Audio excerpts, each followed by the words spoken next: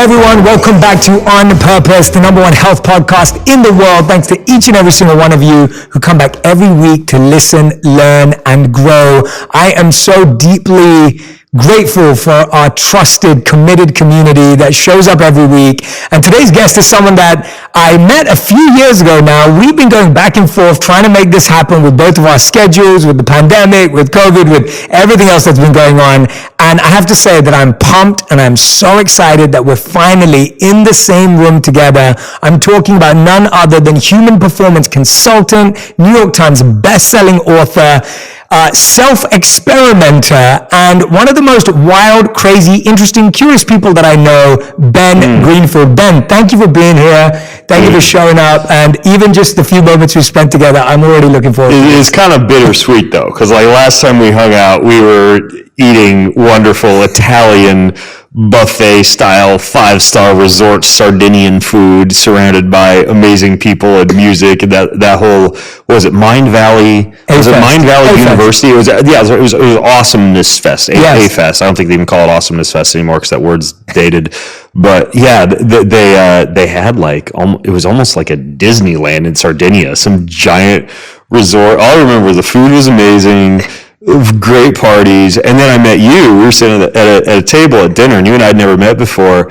And Vishen Lakhani was there, and he introduced us. And then we thought about doing a podcast, and that was like 2 years ago. Literally three, I think. Finally, the other side of the world, we finally hook up. But yeah, Sardinia. You know what was interesting about that? Like Sardinia is well known as being a longevity hotspot, right? Like Nicoya and Loma Linda and Okinawa. You know, one of these so-called blue zones, even though there's some controversy about the whole blue zones and whether or not the demographic data was accurate or whatever. But either way, like people live a long time there. Like, but when you look at the populations that they studied in Sardinia, it was a lot of the old people up in the Dolomites, right, who were, you know, hiking up hills with their goat's milk and their wine and eating, you know, small cold water fish and herbs and spices and teas and living this like outdoor lifestyle combined with social relationships and love and all these things that we know now feed a good, not just health span, but lifespan. And then we got to Sardinia. So that was like the picture I had painted in my mind. But then when we got to Sardinia, we weren't like up in the craggy hills with like old Italian people drinking table wine over small, you know, fish and tea up in the mountains somewhere. This was like a full on like 5-star resort with like golf carts and like man-made beaches inside giant walls. And so it was interesting for me. I kept wanting to slip away like up into the Dolomites and be like, okay, well, this is interesting, but what's kind of like the non-touristy side like? Yeah. Regardless though, the food I think was amazing and probably something the longevity enthusiasts up in the mountains would have killed to get. Yeah, absolutely. I hope we were eating seasonally. I think we kind of sort of. I think it was seasonally / what the locals there thought would kind of impress people from. But I mean, like, you know, I've eaten in Italy before. I guess more like the locals. Yeah. So my wife and I, early on in our marriage, we flew into Rome. And didn't have a lot of money. It was either senior year of college or right after we'd both graduated. And so this was back in the day when I had to like fax all my reservations in and my credit card number to the different places that we wanted to stay and stuff. But our harebrained idea was we wanted to rent bikes in Rome and just like zigzag ride them all the way up to Florence. And that's what we did. We rented bikes, but I planned ahead and mapped out the whole route. And so I would fax my reservations into these agricolas, you know, which are like farm stays where you stay with these Italian families out at their farm, or like little hostels, or beds and breakfast. Cause that's basically what we had the money to afford. And so we got in Rome, we start riding, and basically because I already prepaid for all these reservations by faxing them in, it was come hell or high water, we had to get to where we were going that day. And most days were like 35 to 50 miles of riding, which isn't a whole lot, but these are like heavy touring bikes with panniers on either side, the bags where you keep all of your belongings, your clothing, your toiletries, whatever. And inevitably as the trip goes on and we like buy wine and buy cheese and buy souvenirs, these bikes would get like heavier and heavier as we'd go. every city there is built on top of a hill, like an old medieval village with walls, and you got to climb a hill. So every day at the end of the day, the very last thing we'd do when our legs were already toast was just climb to the top of these hills and then hunt down, wherever we'd actually put in a reservation to stay at. But I remember the most special thing was every single day you'd finish, you were sweaty, you were tired, your legs were aching, and you knew that there was a homemade Italian meal with some table wine that rivals, a $50 glass of wine you'll buy here in the US, and wonderful people and smiles and a bed to stay in. And I just remember every single day riding up those hills thinking, gelato, homemade ravioli, red wine. You got this, Ben. You can do this. And it was a cool trip. We got all the way up to Florence. We put our bikes on a train and then just took the train back down to Rome and flew home. So now I have, years and years later, I have twin 13-year-old sons. And when they're 15, so a year and a half or two from now, we're going to replicate that trip. We're going to take them back. So now I've got them kind of starting to train and learn how to be comfortable on the roads. Like the Italian roads have no shoulder. Yes. So you got to know how to handle your bike on roads and know how to ride a big fat touring bike instead of a road bike. And so that's going to be really, I'm super looking forward to that. It's like the next trip to Italy is going to be with my boys riding through the Italian fields and hunting down Florence again. That's a beautiful plan. I love hearing that, man. They're lucky boys. And I remember that as a young man, my parents would drive us to Italy. That was their favorite place in Europe. So we would drive from London, we'd get the ferry into France.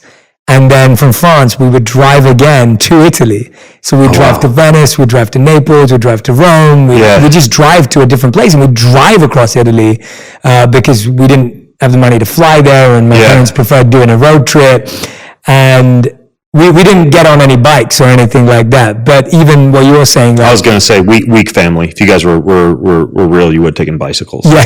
You would have taken a bike from London bike from London to Italy. No, we were like 8 years old, and our parents. Wow. But I have good memories of visiting Italy with my parents as well. So I can only imagine how your boys are going to feel when they go with you. I think they'll do. My only concern is the girls, because I got like two 13-year-old, they'll be 15 by then, like blonde-haired, blue-eyed American boys, and just having taken my wife there and seeing the reaction to, my wife's blonde-haired, blue-eyed, the men there are very, very forward, and catcalling as she walks down the street. And then when I took my sons to Thailand a couple of years ago, same thing, like all the Thai people just flock around them, and then the women are practically swooning as these little blonde-haired boys walk through the streets. So we may have to bring some fly swatters to keep the women off of them.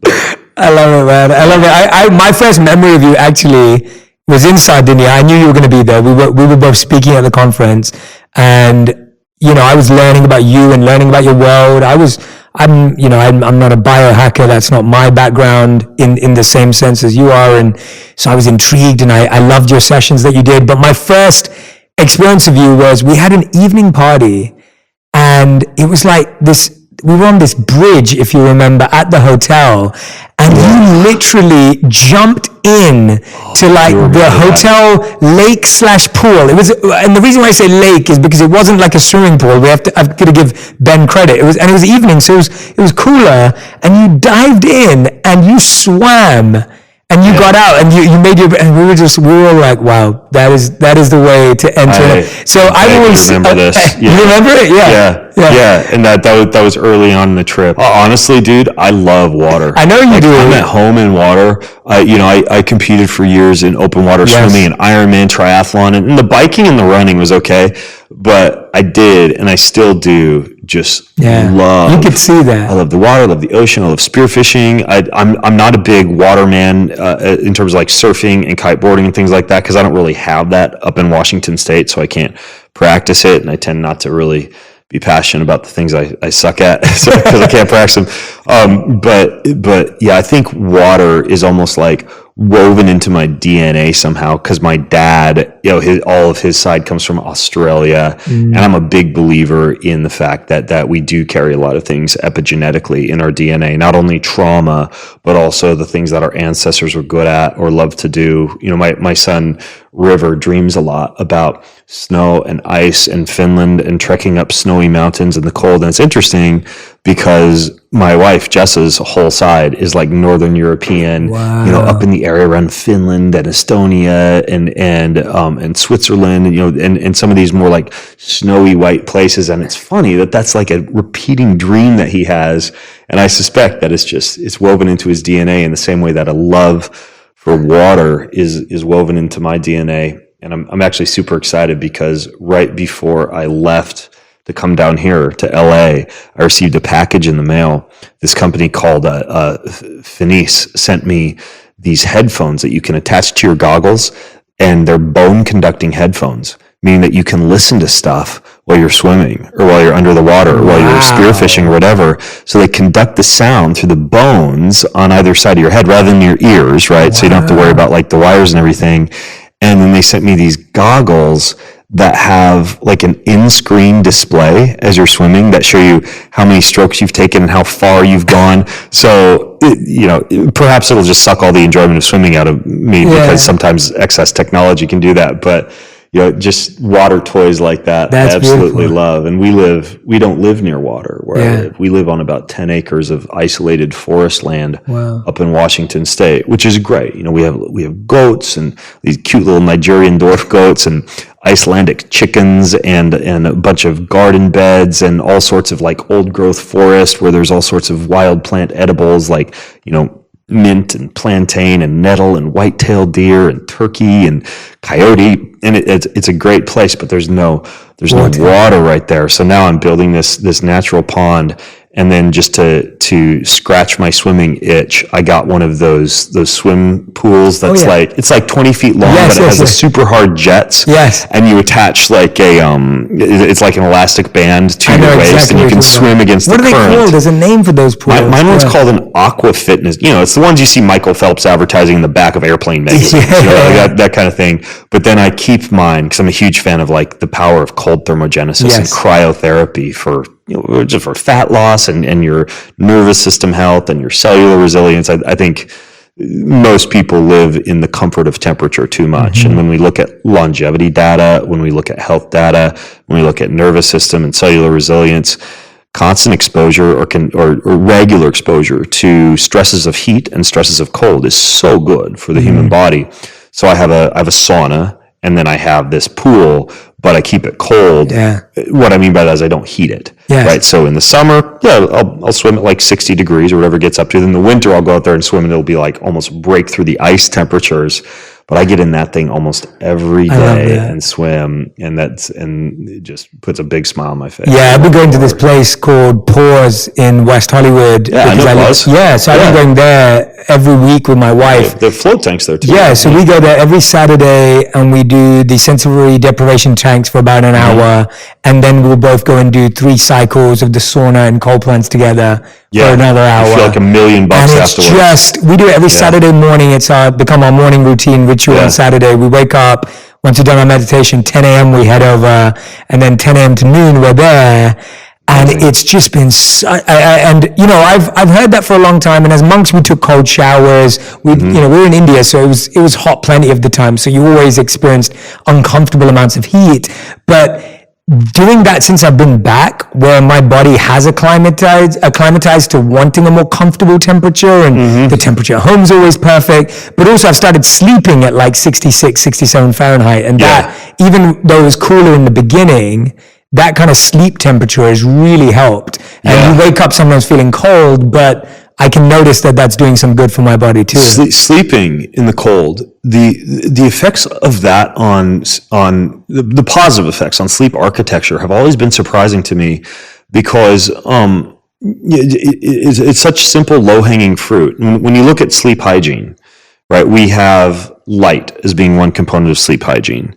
So what I mean by that is your sleep cycle begins in the morning, meaning that the more sunlight, the more of these, like, if you're looking at this from more of a biohacking standpoint, like the infrared light panels that you can use to simulate sunrise in your office that you can shine on your whole body, or an infrared sauna, or these blue light boxes that they sell for desktops that are used for seasonal affective disorders, or of course sunlight being, the top of the totem pole for any of this stuff, like blasting yourself with light in the morning combined with turning your room into just a light cave at night. Like I've replaced all the cans in our bedroom with red incandescent bulbs instead of LED or modern fluorescent lighting. So that's the late evening before you turn off. So my master bedroom, my son's bedroom, and our master bathroom are all red incandescent bulbs. No regular bulbs. Like whenever you turn on them. Yeah, all red. No dimmers, because dimmers, and we're kind of getting into the weeds a little bit here, but dimmer switches on lights, they cause a lot more what is called dirty EMF or a high amount of non-native electricity that doesn't jive well with human cellular function. And so we don't use dimmers, but we just replaced all the cans with red incandescent. The reason for incandescent being that even though they're slightly bigger power hogs on the electrical supply, it's not that big of a deal. It might be an extra $10-15 on your electrical bill every month. So it's nothing too big to worry about. Yeah. But they also, they simulate the natural red spectrum of sunlight, and the same as our ancestors might have experienced during torchlight or firelight at night. So all of the bedrooms, anywhere where there would be a sleeping place or a place where you might get up to pee at night, it's all red incandescent. And then all the computers, like my son's computer, my wife's computer, my computer, we have a program installed on that called Iris. And Iris just kind of sucks all the high temperature light out of the computer screen at a specific time of day. So it's very eye friendly as the night comes. And you can have that on your phone as well? No, but for the phone, so I do Iris on the computer. And then for the television, even though we don't watch much television, I have a box installed on that called a drift box that decreases all the blue light from the television. And then for the phone, obviously a lot of phones have built-in native night mode, but for the iPhone in particular, which is what I use, you can Google iPhone red light trick, and you can actually set your iPhone so it literally just like sucks all of the blue light out of the phone and turns it dark red, kind of like how a lot of people who will do a dopamine fast will switch their phone to black and white for a week, which I think is a great idea. This will switch it to red. And so you combine all those factors along with preferably, and I'll do this a lot of time when I travel because I just don't have as much say over the light bulbs in the hotel room or whatever, wear the blue light blocking glasses, right, at night especially. And so basically you're just blasting yourself with natural and blue light in the morning and then complete absence of that same light at night. You want to get as close to just what would looking at fire look like at night. So light is one, and it's interesting because light can also be used to shift your circadian rhythm backwards or forwards. So let's say we weren't sitting here in LA. Let's say we were in New York, right? And so my wake time in New York being, let's say 6 a.m. would dictate that if I were back home on Pacific time, that's like 3 a.m. And if I'm in New York for a week, when I get back home to Pacific time, my body's all of a sudden waking up at 3 a.m., which is annoying and problematic. And I don't want to get up at 3 a.m. because there's not a whole lot going on. And I'm a total fan. Like I'm an early morning guy. Like I usually get up 4:30 or 5, but 3 is pushing the envelope. 3 is like you're dead by 11 a.m. Yeah, totally. You don't want to talk to people and need a nap. And so anyways, the trick there is when you're waking up at 3 a.m., if you do wake up and you have to get out of bed and you're going to get up, you're going to maybe, whatever, go do some yoga or read a book or whatever, you trick your body into thinking it's still nighttime by keeping your phone in night mode, by not turning on any lights in the house, by putting those blue light blocking glasses that most people wear at night on in the morning instead. And when the time rolls around, when you actually want to send a message to your body that this is the new time to wake up, like let's say that's 6 a.m., then you flip on all the lights and you blast the body with light. And after 2 to 3 days of doing that, it's remarkable at how quickly you can shift your circadian rhythm backwards or forwards using light.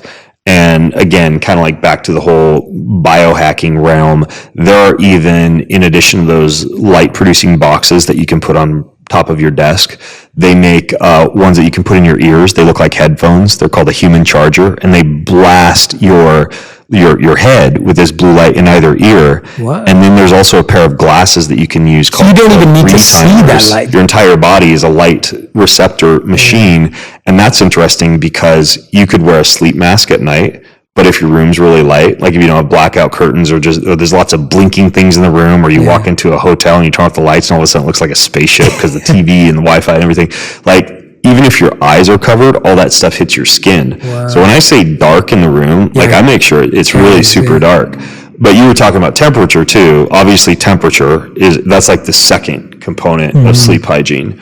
So with temperature, I think you said you're doing what, like 65, 66? Yeah, around that too. I find, because I coach some people still for their health and for their sleep and everything. So I get to look at a lot of data from an Oura Ring or from a Whoop or whatever wearable somebody is using. And I've identified that about 63 to 65 Fahrenheit is even better. Like if you get, so even a bit lower. Yeah, my metric is if you're one of those people who, and I think this is a good idea for staying cold, who likes to take off all their clothes before they get into bed at night or sleep in your underwear. Mm-hmm. If you have mild cognitive resistance to taking off your clothes at night before you get into bed because it's a little chilly, that's a pretty good sleep temp. Right? So for me, it's like, if it's a little chilly when I take my clothes off, that's perfect. And then, in addition to that, I actually have this pad underneath the top sheet of my bed. It's called a chili pad, and it circulates like 55 degree cold water under my body while I'm sleeping. My wife doesn't do most of the stuff. So you just have a new half. Yeah, the shoemaker's wife wears no shoes, dude. So I just don't bug her about it. I let her do her thing. She likes to garden and hang out with the goats and chickens and go on walks, and so she just does her thing, and I don't force anything on her because I know what'll happen down the line. If I want to give my wife health advice, I'll tell one of my friends who's a doctor. I'll be like, text this to Jessa, and then they text it to her because I just know. She's gonna know now when she watches this. No, because that's the thing is she also doesn't. She's not gonna watch this. She wouldn't even know how to download a podcast. So that's just who she is. Right. So anyways, though, so I have the chili pad on my side, and I can and my sons both have one too, and they love it. We all like. So we have these big, glorious family dinners at night. And like right before dinner, all of us boys run upstairs and turn on our chili pads so we can sleep better. So the bed's already cold when we get into it. Another thing that you can do, and it's a little bit paradoxical, but it actually works, is you can pull on wool socks before you go to bed at night. And when your feet are warm, there's these little vessels, are called anastomosis or something like that, but it actually allows the rest of your body to stay cool when you warm some of those tiny vessels in the hands and the leg. So you'd think wearing wool socks to bed to keep you warm, but just like wear wool socks and little else, and you can actually cool the body with that method too.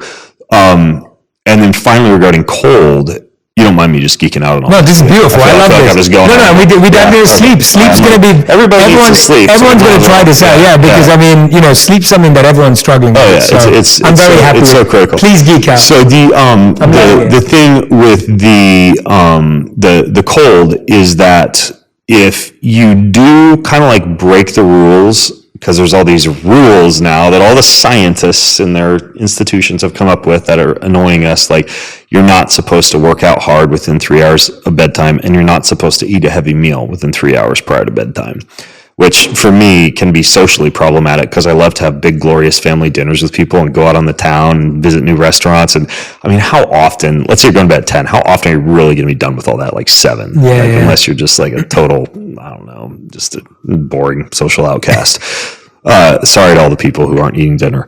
But basically, it's not that hard. You just get the body's core temp back down. Like, so if it's the winter and I finish at dinner, I'll go for a brisk walk outside in the cold weather. And if it is the summer or warmer season, just like a lukewarm or a cold shower before you go to bed. Like, my sons and I just went down and watched the fights down in Vegas when it was like 115 degrees on the strip, and we'd walk every night. We'd walk home from the fights and the shows and everywhere we went, and every night before I get into bed, there's a little bit of resistance to this, but that's okay. You can overcome the resistance, but just take a cold shower before you get into bed, and that helps to lower the core temp if you have had to exercise or you've had a heavy meal in those 3 hours prior to bedtime. Mm-hmm. So you've got the light and you've got the cold, both the ambient temperature and then your sleep surface and then your body itself that you keep cold.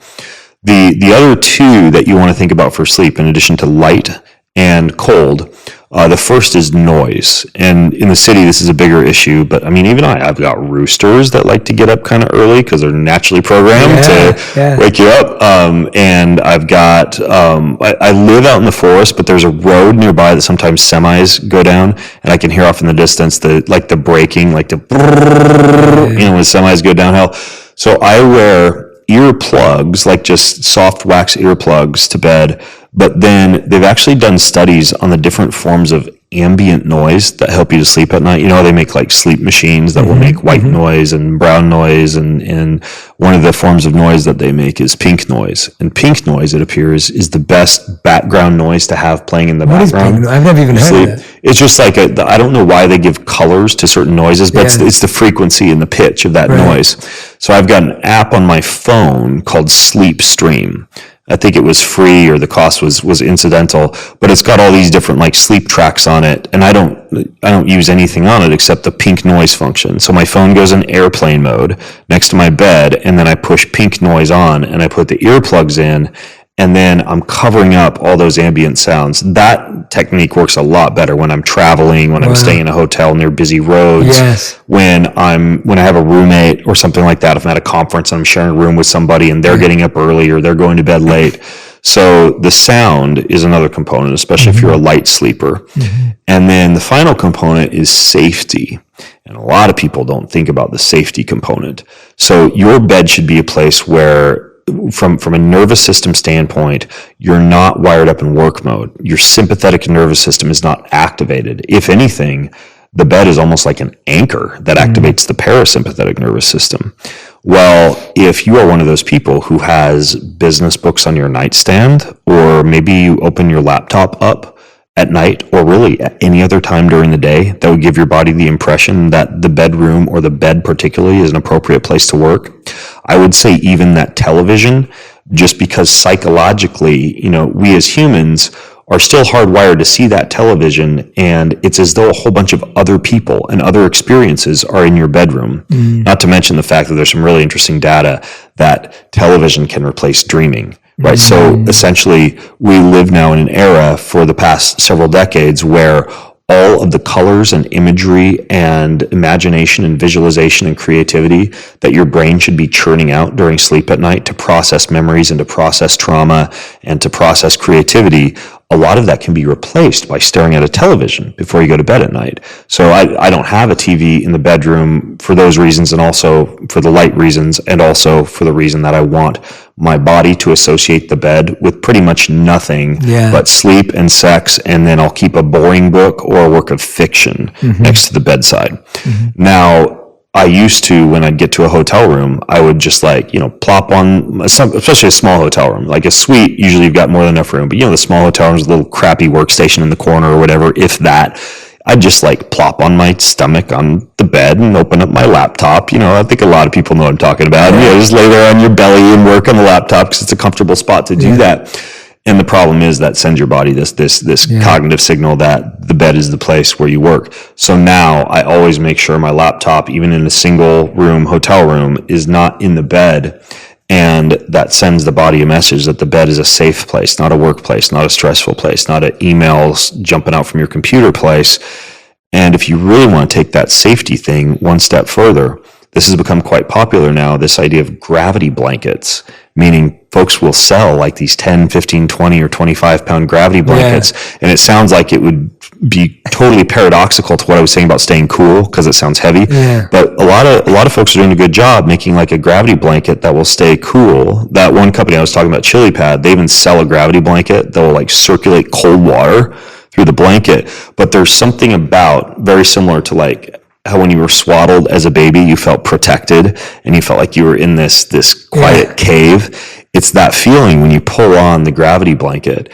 And so when you combine all that stuff, the light, the cold, management of sound, and then presence of safety in the bedroom, you create a real nice nest for getting those hours that are arguably the only hours during your life, arguably that third of your life that your nervous system should be repairing, that your body should not be wired up to have everything activated, that you shouldn't be exposed to lots of electrical signals. And I'm not one of those guys who's go full on, move up to the mountains, don't use internet, cut yourself off from everything. But it appears that the issue with constant exposure to all these electrical signals that our bodies, from an ancestral standpoint, haven't been exposed to for thousands of years, is the fact that the cells don't get a break, right? So when we're looking at Wi-Fi and Bluetooth and the constant opening of what are called calcium channels in the cell that allow a whole bunch of ions to spill into the cell that disrupt metabolism or that give you brain fog later on in the day, that's actually all pretty repairable. The body's actually pretty impressive and magical in terms of how quickly it can bounce back from certain things, just in the same way they could recover from a hard exercise session and remove all those muscle fibers or repair all those muscle fibers if you give it rest, if you give it recovery. The thing is, it's the same thing with electrical exposure. Like if you can turn your bedroom into a safe, quiet, cool place that also doesn't have a whole bunch of plugged in, like Wi-Fi routers and phones, etc., you're all of a sudden giving your cells a chance to just go, it's like when people camp, they're just cut off from all that stuff. They feel great when they come back. So it's not as though you have to live like a Luddite. It's that sometimes you have to press the pause button, give your body a chance to step away from all that electricity for just, those 7 or 8 hours or however long you're in there, and then emerge back out repaired and ready to tackle the day again. Yeah, that's it. You just told everyone how to make their bedroom into a sanctuary. That was a sanctuary. Yeah, yes, that's what it sounded like. The way you were describing it, I was just like, and that's what it has to be. A sanctuary is safe. A sanctuary is it has to be. And I think a lot of people beat themselves up too, because there's a lot of really great sleep researchers out there now. Yeah. You've got guys like Matthew Walker and Nick Littlehales and gosh, who else? There's another person who's been doing a lot of work on sleep. Michael Bruce is another guy. But over and over again, what you see is you're supposed to sleep 7 to 9 hours a night. And a lot of people feel bad because they don't. They don't get that. And I felt bad for the longest time because I didn't. And I'm like, what, am I going to die of cancer early? Or am I going to, is my body going to fall apart? Am I going to accelerate aging? Because I've got too much going on, or my body just my eyes open wide at 4:30 and I just want to go crush the day, right? Which I think many people who are dialed into perhaps some of the things that you talk about, like your ikigai, your life's purpose, your plan de vida, speaking of Sardinia, this idea of your purpose for life. Well, if you have a really strong purpose for life, sometimes you wake up in the morning and you're just like, baby, let's go, bring it on. And for me, with our big, glorious family dinners, and I read my son's stories at night, and I play the music on the guitar, and I'll make love to my wife and read some fiction. So, even with all that, I can usually do a pretty good job being close to asleep by 10. Yeah. But getting up at 4:30, that's 6 to 6.5 hours. So the thing is that if you do that, but also you take a nap, like a post-lunch siesta, for example, the siesta, even if it's 20 to 45 minutes long, can simulate what you get out of a full 90-minute-ish sleep cycle. So the way that I live my life is I sleep 6 to 6.5 hours a night, and then like clockwork, after lunch every day, or if I have a meeting after lunch, sometimes it's slightly later in the afternoon. I try not to push it too close to bedtime because you want some sleep drive going into the night.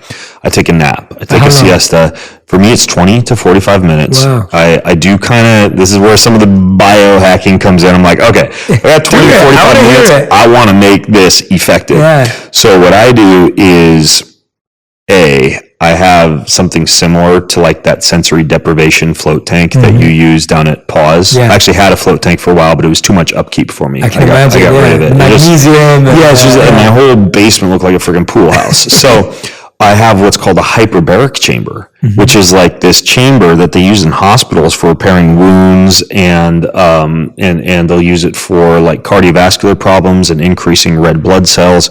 And it pressurizes you at about what's called 1.4 atmosphere. So it's you're 23, 25 feet under the ocean with the pressure, but then you're breathing pure oxygen. And so the combination of the pure oxygen plus the pressure drives that oxygen into the tissue, accelerates repair, clears the brain. I mean, even if you weren't napping in it, you feel amazing when you get out. And so I climb in that, and I like it too because I have to zip myself up, and it's kind of nobody can get to me. It even takes 3 minutes to decompress me. So if the house caught on fire, I'd be kind of screwed. But I climb into that, so I'm just I'm locked off from the world, right? And then I have a couple of technologies that I use. One is called a HAP-B, Oh yeah, it's like, have you seen this? It's super cool. I've been messing around with it for like 5 months now. It uses a magnetic signal that simulates the same molecular signal of a few choice compounds. Like for simulating wakefulness, you could choose like the caffeine setting, the nicotine setting. It's got like an alcohol setting. What's it doing? So basically all it does is it causes your cells to respond as though that particular molecule were attached to the cell receptor without you actually ingesting a compound or taking a supplement or consuming something that's going to stay in your system for a long period of time. So let's say I want a wakey prior to going out to a dinner party. I could put it in coffee mode, right? Put that around my neck or on my head, get that hit, wakefulness producing hit of caffeine, but then when I take it off, it's not like the caffeine's still floating around in my system. Same thing with a nap. So what I like, so it's in your system only for as long as you have. It's just it's as though I were blasting with the electrical signal of coffee without you actually having to drink the coffee, which has a half-life of whatever 6 or 8 or 10 hours depending on how you're genetically wired up. So it's really cool, and I didn't really believe. I'll interview a lot of people on my podcast. I'm like, it's a little woo. But then I tried it, and it actually works surprisingly well. So I put it in my preferred mode for nap is the one that's it's called relax, but it mimics CBD, right? Which is nice for me because it just kind of settles down some racing thoughts, gets me down at the end of the day. So I put that on, and then I also have this other device that works kind of similarly, but instead of using a magnetic signal, it vibrates, and it's a tiny vibration that elicits a brainwave signal that could be like an alpha brainwave signal, or a kind of more like a hyped up beta brainwave signal, or a deep relaxation like theta or delta brainwave signal, and that's called an Apollo. And that also, similar to the HAP-B, has like a wakefulness mode, a social mode. I even put that HAP-B one, which also has an alcohol mode on it. I gave it to my son who wanted to try it out at dinner one night, and it was in like social alcohol mode. He got like super funny, and he was joking, he was really relaxed. Then as soon as I took it off of him, he was just normal again. I wasn't giving my son actual alcohol. This was just like simulating the effects. So I put the Apollo in relax mode. I put the HAP-B in relax mode, and I climb into that hyperbaric chamber. And then I've got like lavender essential oil in there, and I lay back, and then I play this track, and I discover a lot of things through podcasting. Mm-hmm. Half the stuff I learn is from talking to people I'm learning right now. Super duper smart, who normally never give me the time of day, and I get to pick the brains of these scientists. Well, you're doing that for me today, for like 90 minutes twice a week. So it's way better than my college education, just talking to all these people and finding out what works and what doesn't. But a couple of years ago, I interviewed this guy who has a company called New Calm. Yes, and New Calm has an app that plays special signals. This sounds like 8 billion other apps out there that will play like relaxing signals at night. There are a dime a dozen on the App Store. But this one in particular, it just seems to work for me, most notably in the way that I can put it on like 20 minutes, and I'm dead to the world within like 2 minutes of that thing playing. I'll wake up at the 20-minute mark and feel like I've slept like an hour. This is something else. Yeah. As a matter of fact, I asked the guy when I interviewed him, well, could this just replace like the pink noise that I play at night? And he said, no, don't do that, because it pushes you through a sleep cycle so well that if you put it on to sleep at night, you'd go through your sleep cycle from, let's say, like 10 to 11:30, then you'd wake up wide awake at night, right? So this is something that's better, in my opinion, for naps. The other time I'll sometimes use it is if I wake up, let's say at like 3:34, and I want to snag an extra 30, 40 minutes of sleep or whatever, I'll put it on that. So I do the nap with the Apollo, the HAP-B, the hyperbaric, the oil, and then that HAP-B. And even though I'm sleeping 6 to 6.5 hours a night, I get up from that nap and I'm kind of groggy for like 10, 15 minutes. But what I do is I go and I jump in that cold pool, right? And then I'll have some kind of stimulant. Like I'll just pop a piece of nicotine gum, or, have a little leftover coffee from the night before, whatever. And then boom, it's like I have a second day. Wow. I feel amazing. I'm fully present with my family that night at dinner. Whereas if I push through that afternoon slog, it's just kind of like, get to dinner and you're just kind of like, I can't wait until bedtime. And I don't like that feeling personally. I'm just impressed at your charging skills. Like you must have the most organizing charging schedule for all these devices. What's it? Like they all need to be charged. They all need to be like, I mean, it is like most people can't even charge their phone. You're like here, charging like 7 devices. Like, so it's amazing, and I mean that genuinely. I'm not just I've got one charging station in the dining room that I just kind of keep everything plugged into. So I've got like 4 or 5 devices that I'm kind of charging during the day. Or the reason that I plug them in is not because they have a low battery life and they need to be charged. And this is important for people to know. Any of these devices or anything I try, I have a hard and fast rule that it must be able to be placed in airplane mode for the reasons that I stated earlier. So if somebody's like trying to like sell me or have me try like some crazy new sleep system, mattress, self-quantification device or whatever, one of the first questions I ask is, well, can I disable the Wi-Fi or can I put it in airplane mode so that during the time I'm using it, especially for rest, I'm not getting bombarded by signals. I'm so happy you brought this up. And so most of them can, but the problem is when you place a device in airplane mode, typically to reconnect it to your phone, because most of these are run via some kind of an app on your phone, you have to plug it back into a charger and that like, I'm not an engineer. It takes out airplane mode basically. And so a lot of times I do have to like plug things in, get up from my nap, plug the Hap B and the Apollo in so they're ready for the next day. But it's there are ways, especially in our day and age, that you can definitely get by without just swallowing hook, line, and sinker. The 8 to 9 hours of sleep a night message. Like there's a lot of ways around it. Yeah, tell me about a time, Ben, when like for you this. You've always been athletic. You are an athlete. You've been an athlete. You spoke about it before, but you also mentioned that there have been times when you didn't feel this way, and I want to hear a bit about that, about how your life was before you really understood the body as deeply as you do today.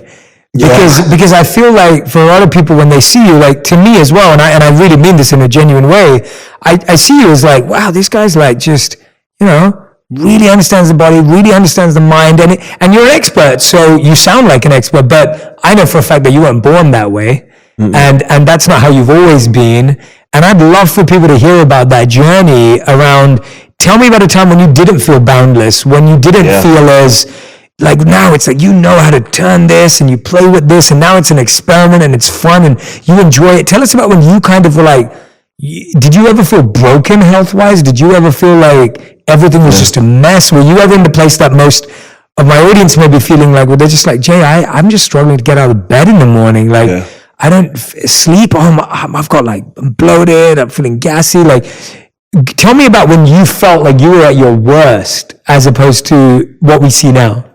There's 3 things that I want to tell you right now. When I was a kid, I was homeschooled K through 12. The emphasis of my homeschooling was really more on a classical education centered around Latin and logic and rhetoric and the great books and tons of reading, which I loved. My happy place was the library, and my parents would have to take me out of the bedroom and almost like threaten me with punishment if I wouldn't come out and socialize with people because I just wanted to be in there with my books. I played the violin for 13 years. I was president of the chess club. I loved to take apart computers, right, and design video games and figure out how my hard drive worked and was an early adopter of a lot of these technologies in a very geeky way. Prior to the advent of social media, et cetera, when it was, you actually had to kind of have a working knowledge of some of these technologies. And I was pretty much like a geeky little Christian homeschooled kid. I remember the stuff I got mad about when I was a kid was like when some kid would like quilt a doily at our homeschool talent competition and beat out my watercolor painting, right? And so was it your mother and father that were both? Or was the homeschool like there was a group of kids and teachers? Both. We had a pretty good homeschool collective, so I didn't completely miss out on social life. I was a weird kid in that I was very independently driven to learn, and I am still that way now. Definitely. My parents would literally just give me books and walk away. They would literally give me the whole year's math curriculum and then just like make sure I took the tests. My siblings were not the same and needed a lot more kind of hand-holding, but I've always been curious and driven from an independent learning standpoint. And it really wasn't until I discovered the sport of tennis that I became interested in physical culture at all. when my parents wanted to create a really cool environment for all of us to grow up in. So one day they announced that they were going to bring in some folks, and we were all going to pitch in and learn a little bit of construction and lay asphalt and build a tennis court. So we built a tennis court, and they hired a tennis instructor, and her name was Michelle, and I had a big crush on her, which helped with my motivation to play more tennis. But I also loved tennis, and I got really good at it, and it came really naturally to me. And I started to run up the hills behind my house, and my dad took me down to the local sporting goods store to buy little 10-pound dumbbells, and I started to figure out, how to drink milk to get strong, and the kind of things that made me faster, and how to stay hydrated, and water and minerals. And I had a couple of mentors. A guy who was my younger brother's best friend's dad was a bodybuilder, so all of a sudden I'm learning about nutrition and working out from him. So you get into it early. Another friend is a power lifter, so by the time I'm like 15, I was done with high school. So I'm like, I don't want to go program computers or paint watercolor. Like, I want to go learn more about this body and tennis. So I walked onto the local college tennis team when I was 15 and started playing tennis, started studying exercise science, got a master's degree in physiology and biomechanics, and wound up opening a whole bunch of personal training studios and gyms in Washington and Idaho, and just have been hardcore in the health and fitness and nutrition scene ever since then. So initially, I really wasn't interested in much of this stuff at all. But at that point, I spent like 20 years competing in all these crazy hardcore, obstacle course races and Ironman triathlons and open water swims and adventure races. That was my life. For like 20 years, was using my body as a guinea pig, using all these races and events as like a battlefield to test stuff out. I was coaching, I was competing, I was traveling, and I thought I was the bee's knees when it came to fitness. I would say that if you were to look at me and judge me through what our world considers to be fitness, which I think is a bastardized version of fitness, I was one of the fittest humans on the planet. Like I really did look good in spandex and could ride my bike really fast, run up hills. And to reply to the meat of part of your question, it was about 9 years ago or so when I really got into self-quantification, testing of blood work, testing of biomarkers, sleep, nervous system, all these things that we can easily test now that you normally would have had to pay tens of thousands of dollars for, the Princeton Longevity Institute or some executive facility, only available to wealthy CEOs. We can now get all these tests in our own home.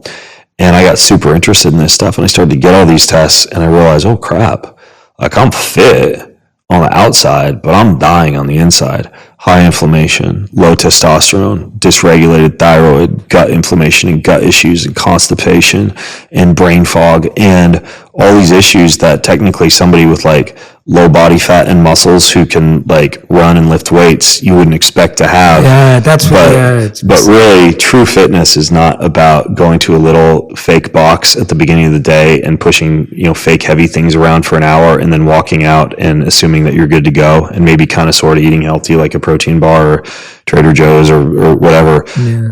There's so much more. There's so much more when it comes to the body, and that's what I began to discover. My first big book that I wrote called Beyond Training was just that. It was like, okay, so as an athlete, there's all these other things like digestion and hormones and endocrine system and inflammation and blood sugar regulation and immune system integrity and all these things that we don't think about when it comes to what it truly takes to have long health span and lifespan. And so what I discovered along the way was all of these things Men's Health Magazine or Women's Health Magazine, whatever, will tell you how to exercise and how to eat healthy. Okay, maybe sometimes they miss the mark a little bit, but for the most part, it's not rocket science for somebody to go out there and figure out, okay, eat real, whole food that's recognizable, that preferably is as close to earth as possible, and then move your body, lift heavy stuff, and occasionally breathe hard, playing tennis or soccer, high intensity interval training or whatever. We've kind of cracked the code on eating healthy and moving, and most people can find that information for free pretty readily. But what most people don't pay attention to are all the things that the body really truly needs to be optimized, to produce ATP, to produce energy. And this is a big part of what my last book, Boundless, was about. light and how the photons of light interact with the human body to charge up the mitochondria to allow it to be able to produce ATP. The negative ions and the electricity produced by the planet Earth that dictate when you're outside barefoot or you're touching trees and rocks, you're soaking up all those negative ions and just restoring the natural state of electricity the body, which is like a battery, is supposed to be in. When you get exposed to stressors of heat or stressors of cold, there's enormous variants that spring up in the human body, like heat shock proteins and cold shock proteins and blood flow and nitric oxide. When you drink pure, clean water that's chock full of minerals, right? Trace liquid minerals or sea salts or things like that, that carries that electrical charge through your body. And I began to realize, holy cow, I thought you're just supposed to like go to the gym and eat a protein bar to be healthy. Yeah. But oh my gosh, it's like sunlight, it's magnetism, it's water, it's earth, it's heat, it's cold, it's positive relationships and love and gratitude and all these things that we forget about when it comes to being a full, complete human being. And so that was when the light bulb happened for me, when I realized I'm healthy on the outside, but I'm dying on the inside, and there's all sorts of avenues that this entire fitness world has yet to explore when it comes to what it truly means to have, what I talk about in the book, what I call boundless energy. Yeah. So number one is, I didn't always like this stuff, but I gradually developed a love for it. And I think my curiosity, my independent drive to learn, and the fact that I was a real geek just tended to fuel my drive to learn a lot of these things about how people can really feel good. And then number two, I, after 20 years, realized my own mistake of just like beating up the body and expecting it to bounce back and thinking that was true fitness. And then finally and this is where I'm really driving a lot of my platform, my teachings, what I really want to focus probably for the rest of my life on, is the fact that we can achieve all these things we've been talking about, Jay. You can sleep like a champ, and you can have, if it's important to you, whatever, six-pack abs or veins in your abs, or, be able to do a triathlon or an obstacle race, or just like rule the CrossFit box, or anything else that might be important to you. Have a full head of hair, defy aging, low wrinkles. Like how many close to $1 billion industries have sprung up around us trying to optimize ourselves as human beings. And yet, at the end of the day, because I see this over and over again, not only in having experienced this myself, but having seen this in many of like the wealthy and successful executives I coach and pro athletes I've worked with, and people who appear on the outside to be crushing it in life.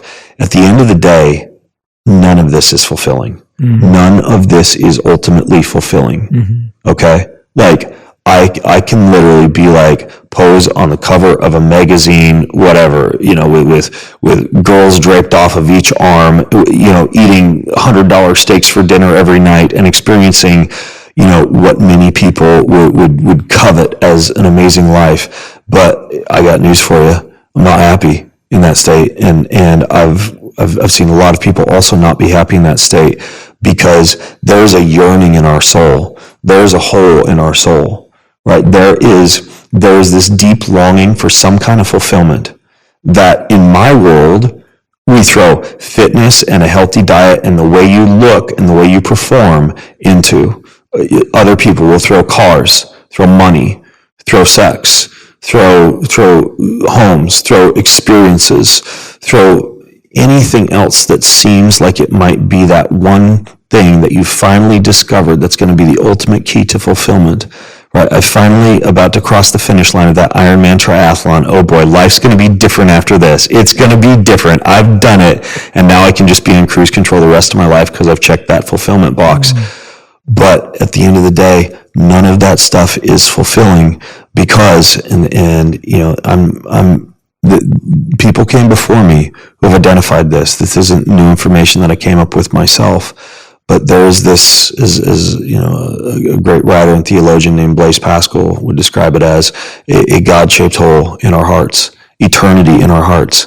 And the only thing that's going to fill an infinite abyss, an eternal abyss, a God-shaped hole in your heart is God, is some type of fulfillment that's everlasting, that's eternal. And once I realized that and realized, oh my gosh, like I could train my body all day long, but even though physical training is a little bit beneficial, It's nothing compared to training for forever. It's nothing compared to gratitude, to relationships, to sharing with others, to loving others, to volunteer, to service, to community, to worship, to having something greater outside of you and believing that a story is written for your life. And now that I understand that all of these things that I've learned, all these fun little biohacks that we talk about at the end of the day are interesting, but not going to make you ultimately happy. Well, now, if you have been doing those things, if you are taking care of your body, right, and you do have a really good body and brain, you're biohacking, you're fit, and you're healthy, and you're eating well, man, when you put not what I would call the icing on the cake or the cherry on the cupcake, but really lay that on the core, on the foundation of a deeply meaningful spiritual life, then you're firing on all cylinders. And so I think that's what's really important for people to understand is, the wool socks and the chili pad and the hyperbaric chamber at the end of the day. What you should view those as is you should view those as a way to equip yourself to be more impactful with the purpose that you've been given in life, not as your source of happiness. Ben, that was so powerful. And the way you just shared that and the way you even talk about biohacking and mastering the body, from the beginning of this interview, you can tell that it's to have these beautiful exchanges with your family, to have a meaningful dinner.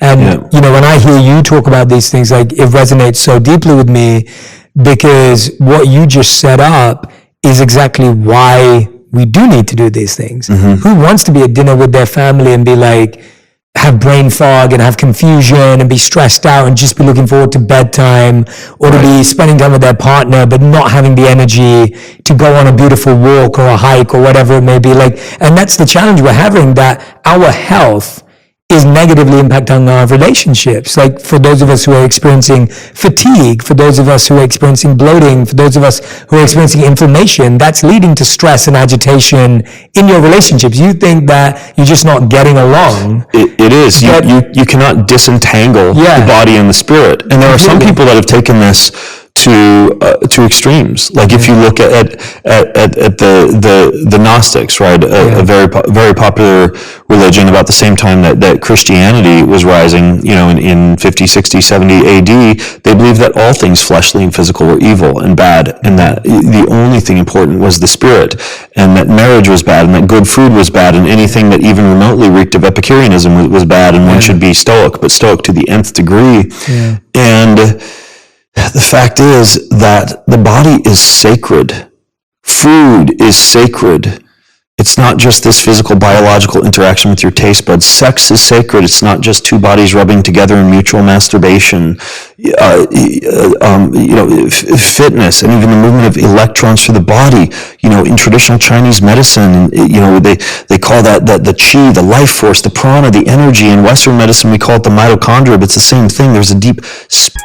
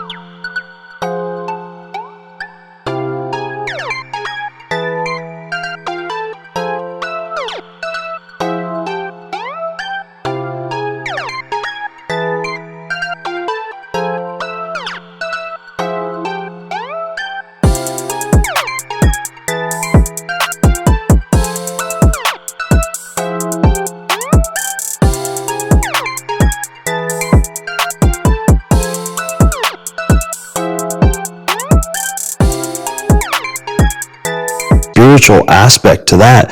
And so we are bodies with spirits, and the body must be treated as a temple that is to house the spirit, and the spirit must be treated as the one part of us that we care for the most, because that's what's going to go on for eternity, and that's what we really use as our deep fuel and our fire every day. Mm-hmm. And so, in an ideal scenario, when you wake up in the morning, in addition to impacting this world fully with whatever purpose you've been given with your life in a spirit of loving others, you should also be asking yourself, how can I equip both my body and my spirit today to be as impactful as possible?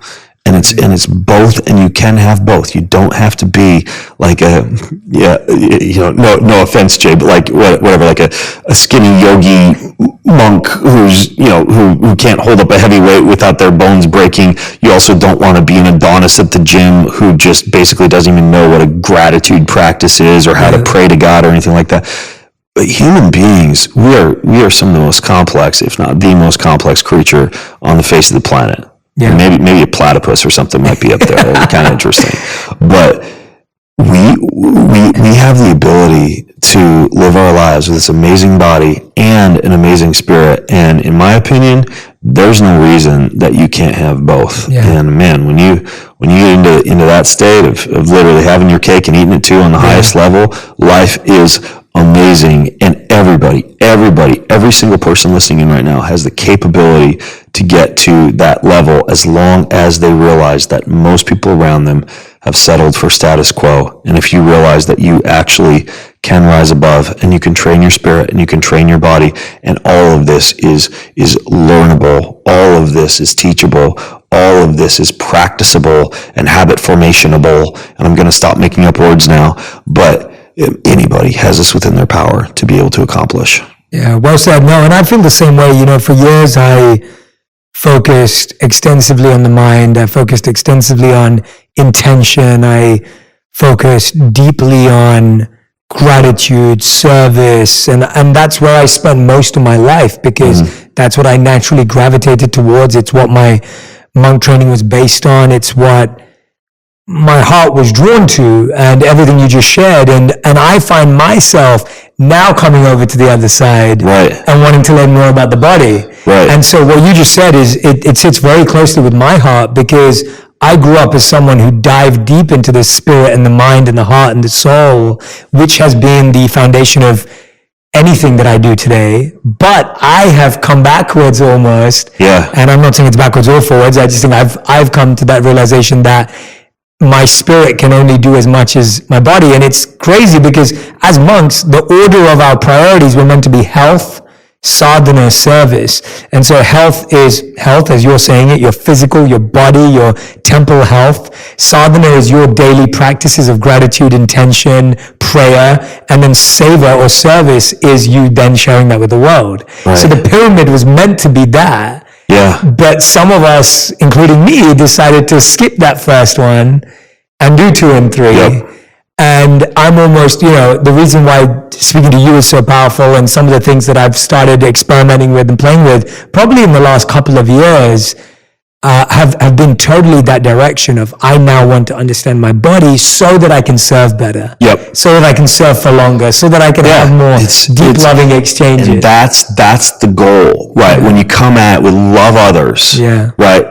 Not how do I look in the mirror? No, that's why I never focused on it. How fast can I run a mile? It's loving others, and in the very same way that the best businesses are not necessarily built on a monetary goal, but are built upon a goal of how many people can we serve, how many people can we touch, how many lives can we affect, and the money will follow. Yes. I mean, for me, as a business person, right, like I have to make a living, and I'm a content producer, kind of like you. Like, a lot of my business is driven by me educating people. And when I write an article, or when I record a podcast, or when I'm, doing an Instagram post or whatever it is, I tell myself, okay, my goal, even if there is a product, a solution that's offered here as part of this post or this podcast or this story that someone can go buy, my goal is that someone finishes digesting this content, listening to this audio, reading this essay, looking at this post, and walks away a better person,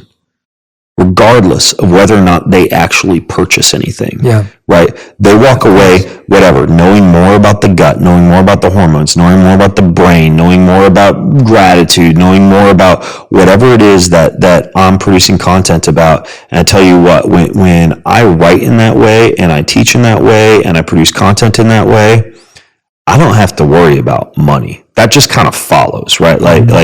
And honestly, it follows in a better way because you create a more hardcore audience that trusts what you have to say because you actually care about them. And that's why you're getting out of bed in the morning. And so it should be the same way for yourself. When you go to the gym, and try this if you're listening in right now. If you go hit the gym tomorrow, or you go out, you know, your basement, and you're breathing hard and beating yourself up and doing your burpees or whatever the case may be, think about how you're equipping yourself to be impactful at work, to be present for your family, to have a lifespan and health span that enables you to be passing wisdom on to your great-grandkids or your great-great-grandkids. That level of motivation that you experience when you're doing things to love others, or arguably also doing things to equip yourself to just be able to more fully savor this amazing planet that we are on, all of a sudden, man, compared to like, what's the scale going to say today? It's just a much, much more empowering way to train for health. Yeah, I couldn't agree more, man. I couldn't agree more. Tell me, before we get to the final 5 questions of the interview, we're nearly at the end, I want to ask you, if someone, you very emphatically stated that anyone who's listening to this, anyone who's watching can do this, can have both. I'm with you. I agree with you. I'm aligned with you. Tell me about what you said earlier. You were saying, Jay, I still work with a few people on coaching, and you were showing to me I should sleep between 63 and 65. That's going to be better for me than even 65 to 67. So much of this is habit change. You've created so many new habits in your life, experimented. For those of you who have not read Boundless, when you pick it up, what I love about the book is you break it down into tiny sections on explaining each part of the science, but then giving a practical thing that someone can do today. You have technology that if people want to adopt it. Habit change is a huge part of what you do. Where are people going wrong in their habit change? What have you seen through your extreme experimenting where habit change has actually worked for people? I would say what comes to mind for me first when you ask that question is a big part of it is relevance and understanding why you are doing something. When I was in high school, I really hated math and science. And when I got to college, I just became a standout in math and science because I had a teacher first year of college who made math relevant by tying in a lot of wealth preservation and savings and investing components that made math super relevant to me. And so at that point, I just developed this wonderful love for math and a habit of studying math because it was relevant.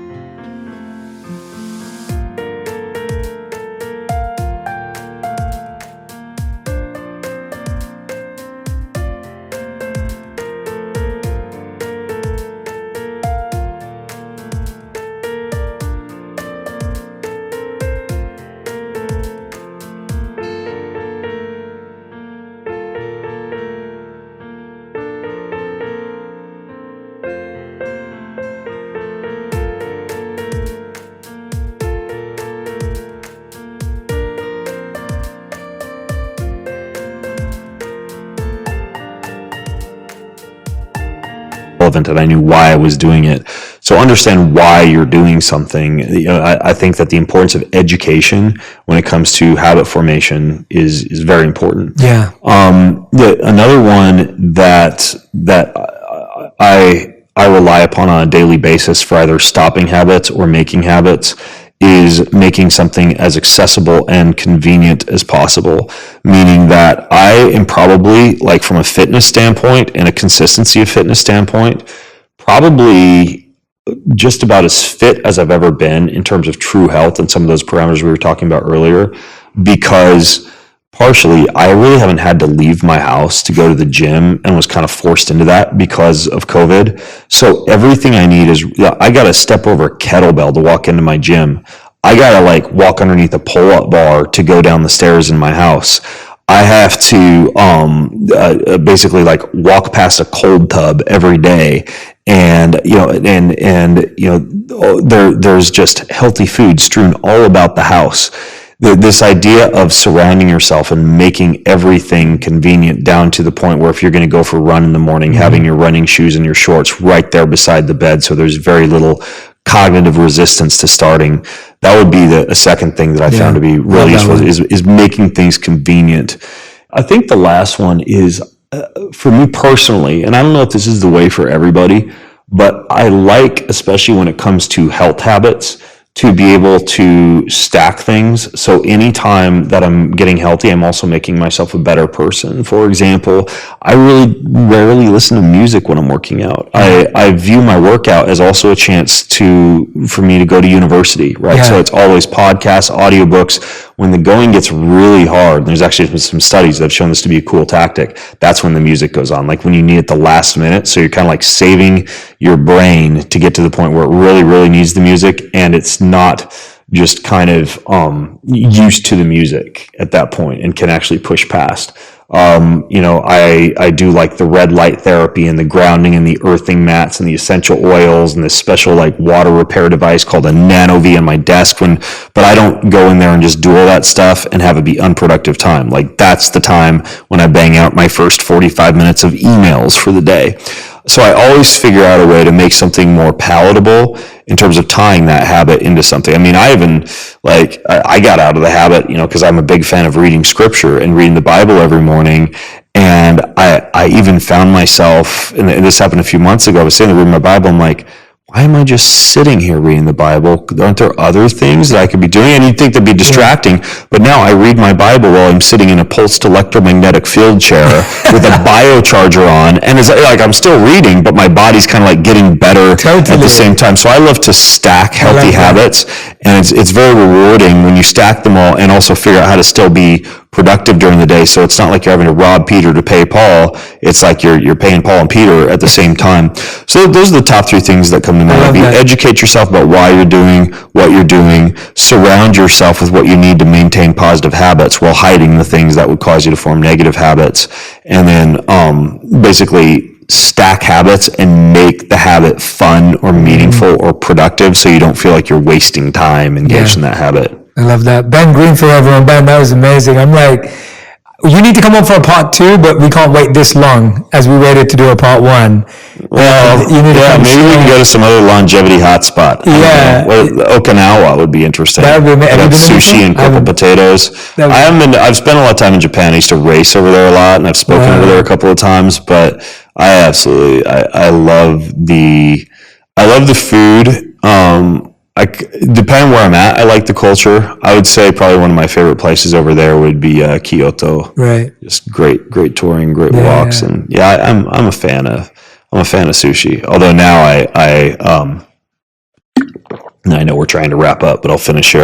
I've been making my own sushi. I found this fish service called Seatopia, and they deliver sashimi grade fish to my house every week. Wow. And so it's kind of spoiled me. I literally just take out my sushi knife, cut it in strips, put it in a nori wrap with some sushi rice, a little mustard, whatever I want to sprinkle on there. And so my sons and I make poke bowls and sushi all the time now. But I do enjoy a good actual legitimate Japanese sushi restaurant occasionally. Of course. Yeah. Amazing, man. Well, Ben, we end every episode with our final 5, which are our fast 5. So answers have to be one word to 10 words maximum for each answer. All right. So words have dashes. That's the most important part. Yeah. So the question number 1 is, what is the worst health advice you've ever received? It would probably be, and I won't have a whole lot of time to explain this too much, but it would be eat a post-workout meal. Okay, we'll save that for part 2. Save that for part 2. Is that in Boundless? Do you talk about that in Boundless? I'll talk a little bit about that in Boundless. Okay, in Boundless. All right, great. Question number 2. What's the best health advice you've ever received or given or heard? Get out in the sunlight more. I need to do that a lot more. I was talking to someone in my health life recently, and they were like, because of the color of my skin, I have to really be out there. So I'm a sun worshiper. I'm a sun I love eater. Being out there, but I'm not out there enough, even though because of my skin. We have a giant battery in the sky, and barely any of us use it. Yeah, love that. All right, third question. What would you describe as your current purpose? To read and write, learn and teach, sing and speak, compete and create, in full presence and selfless love to the glory of God. Beautiful. I love that. All right. Question number 4. What is the first thing you do in the morning and the last thing you do before you go to bed? I walk over to the sink and I scrape my tongue from the back to the front using a copper tongue scraping tool. Yeah. Ayurvedic. At the very end of the day? Yeah. Very end? Very last Very thing? last thing. Yeah, very last thing. I put my arm around my wife and I say a prayer with her. That's beautiful. I love that, man. In bed. Thank you for sharing that. That's amazing. That's great. Oh yeah, my wife say Ayurvedic. No, that's our whole you know what's up. We do coconut oil, yeah. My wife's, that's our world. All right, fifth and final question. If you could create a law that everyone in the world had to follow, what would it be? Every day, write down the name of one person who you are going to help, and then go help them on that day. Beautiful. I actually do that every morning. I love that. It's super meaningful. Well, thank you, Ben. Everyone who's been listening and watching, thank you so much for listening. I really appreciate all of you. Make sure you go and grab a copy of the book Boundless and Boundless Cookbook that's out as well. We'll put the links in all of our captions. Ben, thank you so much for doing this. I think you should. There are countless parts of this episode that I'm going to use in my own life. I'm going to go home and tell my wife straight away to switch us from 63 to 65. That's going to change. We're going to be getting a few more changes in our bedroom, I think, based on this episode. Bedroom's going to look like a nightclub now with all the red lights. Yeah, I love it. So thank you. And everyone who's been listening and watching, make sure you tag me and Ben on Instagram to let us know what resonated with you, what stuck out to you, and what you're going to experiment with. That's my hope. My hope is that this episode gives you a whole new list of tools to experiment with and try out to see what works for you. And of course, Ben's books are a great guide. They truly are a guidebook and a map into some of the depths of all of this. We've just scratched the surface. If you want a foolproof plan of how to